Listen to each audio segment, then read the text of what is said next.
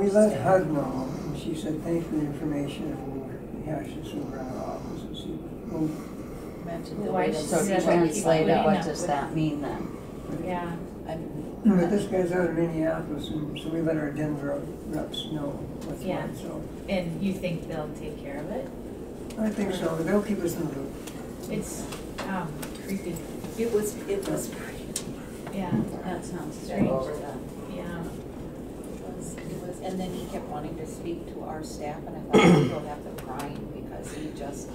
Or say something they don't intentionally. Yeah, exactly. Because they're Very intimidating, and none of it makes sense, so. Interesting.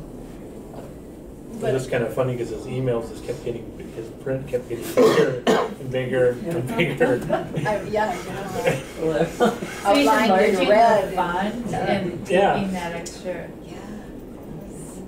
We will do this, we will. It's like when in so many words he said, well, when a HUD auditor asks you to do this, you do it right now. Well, yeah, so he's threatening he's gonna turn us in, yeah. Well, let us know how that one comes out. Yeah. But that took up so much time, and it was, yeah, we shouldn't have had to do a yardy audit. Is there in HUD a division that handles, you know, if there is a relationship issue like that? Like an ombudsman, I'm not sure. Okay, or some place to report where you, so that it's logged in as that versus what you're doing right now?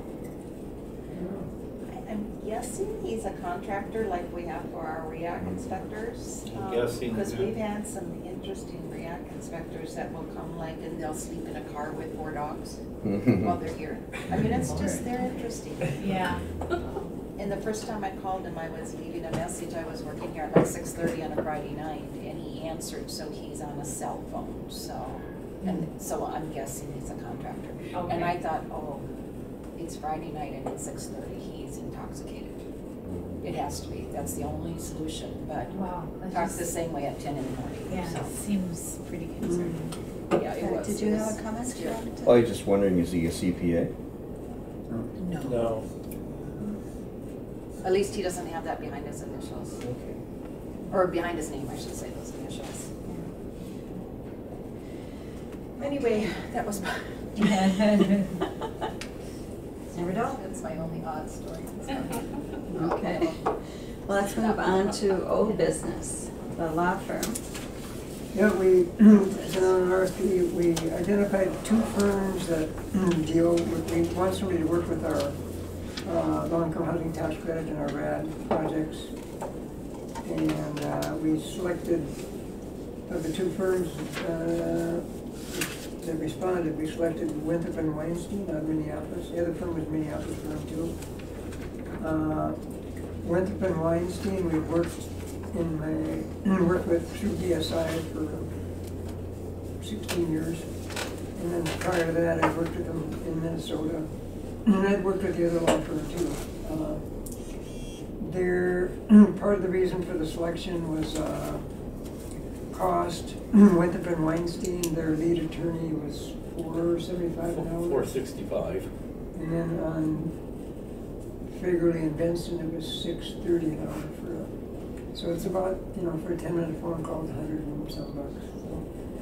And then on Fagerly and Benson, I had worked with them on a tax credit deal in Minnesota years ago, 30 years ago, so I was younger than I am now. It was my first tax credit deal.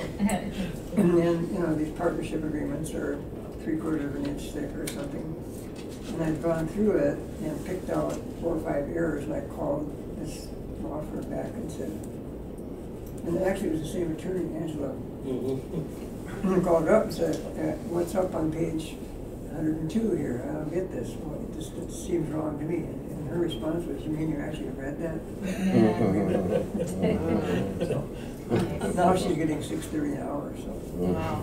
Anyway, so we've got a good law firm to join our team going through these Section 18 and RAD projects. So we're happy that they're on board.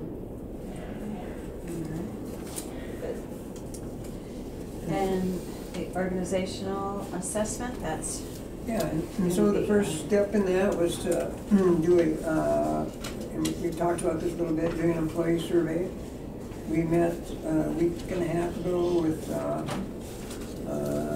John Trombley from the village, and I think there's 6 of us got together and we picked out 35 questions, survey questions, and we're gonna next Monday get those out to all staff and get a kind of start getting some feedback from staff and that'll sort of formulate next steps after that.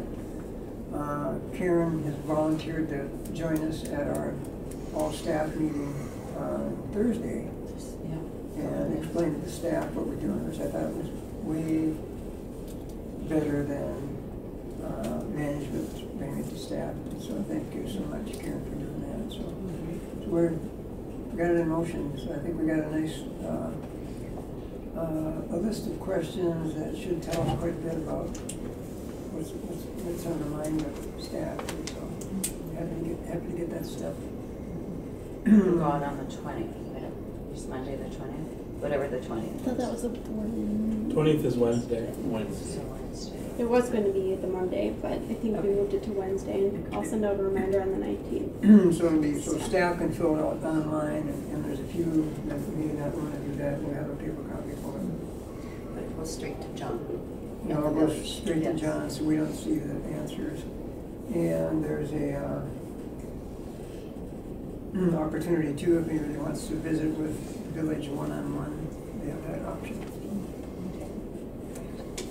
So we've got that moving and going forward, that's good. The RAD project, I wanted to show you just quickly what that RAD looks like, and I think it wasn't in your package with that on the table. Yeah, we got it there. I just wanted to show it's come out to about a $17 million deal, and I wanted to show you in the glasses what that looks like. I just printed the permanent sources of the sources of funds. It doesn't have the uses on here, but so a deferred development fee of $500,000, tax credit equity 3,600,000, permanent mortgage. This is for New Horizons only. We'll be carrying a mortgage of $2.4 million. It'll be a 30-year AM on that. Capital fund 600,000. This FHRA second mortgage $900,000. Those are reserves we've been accumulating for this purpose. We'll put them in there as a loan, so we'll get them back out over time. The program funds, the next one down, loan, that's the value of the building at $3.9 million. Rather than, that won't really be a cash transaction, we'll just take a note back. We'll sell the building on paper to the partnership. And the partnership then owes us the $9 million, which we're the managing partner of the partnership. So it's basically, the reason for doing that is we get tax credits on the sale of the building. So we get tax credits on the 3.9. And then the last one down here is this AHP. That's a federal home loan bank, affordable housing program. Those are the grants we just put in. $500,000. You can turn to the next page. So this is New Horizons Manor, the first page. The second page is Pioneer Manor. Kind of the same in proportion, the same sets of funds. It's two differences in there, or one difference. The main difference is there's no mortgage on Pioneer Manor. So, but the two projects combined is about $17 million. We should have, by the end of the year, all of this tied down and January start working, we hope. So, When do we hear back on those grant applications? in the grant application, we should get some feedback within 60 days. And the actual, this is a pre-app, that was a pre-application phase, which gives us a chance to go back and forth with the funder to tighten things up. And we're not going to really know a firm answer until December. Okay. In the meantime, in September, we're going to do our